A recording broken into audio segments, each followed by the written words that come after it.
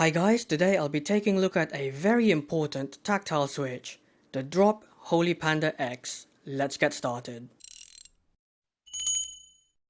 However, before we can start discussing about the Holy Panda X, I briefly want to talk about the original Holy Panda. Now, if you guys aren't aware, the original Holy Panda was a Franken switch, meaning nobody manufactured the Holy Panda. You had to make it yourself by disassembling two switches and turning it into one. So, to make the Holy Panda, you needed the stem from a Halo switch and the housing from the Inver Panda switch. And once you've combined those, you get the Holy Panda switch. Although later on, Drop would recreate them with their updated tooling, which you can still buy on Drop if you so wish. And that brings us this, the Holy Panda X, which was a collaboration with the original Holy Panda creators alongside Drop and Gatron. And the idea was to recreate a new Holy Panda which would be smoother and overall more refined.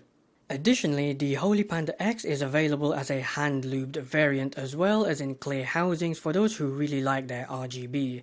And yes, there's also a rather nice looking desk mat that you can buy as well. Also, this is worth noting, the Holy Panda X now come in either 3 or 5 pin, which the original Holy Panda did not offer.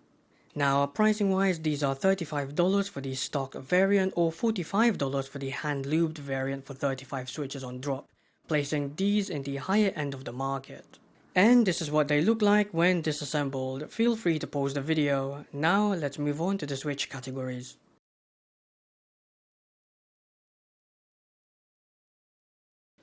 On-center key presses are ultra smooth with zero scratchiness even at slow key presses. Off-center key presses are very smooth with only minor scratchiness and binding at very slow key presses, but this basically disappears at normal typing speeds. Overall, it's a very smooth switch, 8 out of 10. Now, according to Drop, these switches have a 60-gram bottom out and a total travel of 3.5mm. Now, what about the 7-gram spring difference, you might ask? Well, I didn't really feel the difference between the two, which I think is a good thing anyway since I liked the weighting of the Drop Holy Panda. Now, in terms of the actual key feel, the tactility is much more rounded compared to the Drop Holy Panda. In fact, I'm not sure why they decided to call this a Holy Panda, it doesn't really feel close to it. Now, the one switch I would compare this to is the Durock T1, and if anything else, these feel more like a refined T1, a less harsh T1 with a rounded tactile bump. These don't really feel like Drop Holy Pandas at all. However, they were very consistent throughout my testing period with only a couple of inconsistencies at the start. So yes, there is a 2-day-ish break-in period, but that's pretty standard really. Overall, despite the naming, I love the tactility and I like the weighting and consistency. These are super nice switches and are almost perfect, 9 out of 10. Now, these sound very clacky and not at all deep like with the Drop Holy Panda. They sound quite hollow even, but they are still nice sounding switches. Just don't expect them to sound like a Holy Panda switch. Which again begs the question of why they called this a Holy Panda switch. Also, if you listen out carefully, you'll hear some very subtle spring ping. It's really not a lot, it's a small nitpick. Overall, they have a very different sound signature to what you'd expect. But again, they are still nice sounding. 7 out of 10. Now, take a listen and enjoy.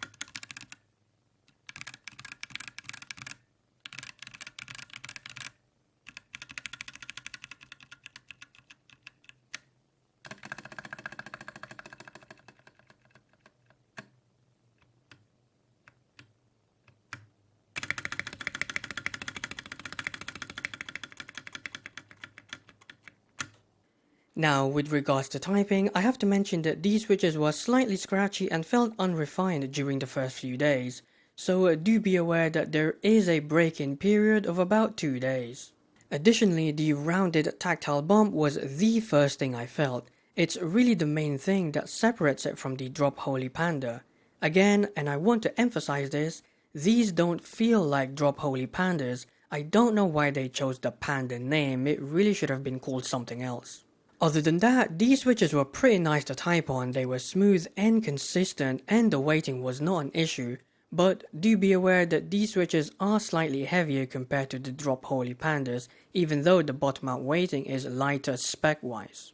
Finally, and I know this is going to be controversial, but if Topra switches were made to fit in an MX platform, this is exactly what I would imagine they would feel like. It's smooth and consistent just like Topra switches, but without the mushy rubber dome. Overall, I really enjoyed my time with these switches, even if I think they don't deserve the Holy Panda name. 8 out of 10. Now, gaming on these was also quite pleasant, they were smooth and consistent, plus I had no issues with the weighting, so they were pretty much perfect really. Although with that said, I do have a small nitpick worth mentioning, which was something I found in faster paced games where the tactility would sometimes disappear, which was a bummer. I guess it's the more rounded tactility, but at least it wasn't a huge issue. Overall, it's an excellent switch for gaming which I wouldn't mind using, and if you're a tactile fan, this is probably up your alley. 9 out of 10.